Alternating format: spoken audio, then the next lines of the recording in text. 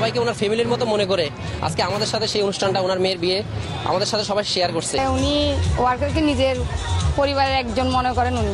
সবাই যাতে এরকম শ্রমিকদেরকে সাথে নিয়ে বিভিন্ন যে সুখে দুঃখে থাকে এবং বিভিন্ন ধরনের আনন্দ উৎসবে সবাইকে একসাথে নিয়ে কাজ করে।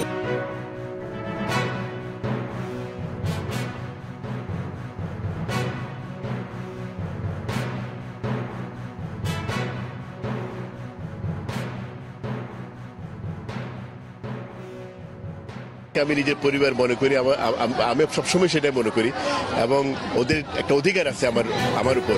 সুতরাং আমার একমাত্র মেয়ের বিয়েতে আমার শ্রমিকরা আজকে গায়ে হলুদ করছে, আমি খুব আনন্দিত।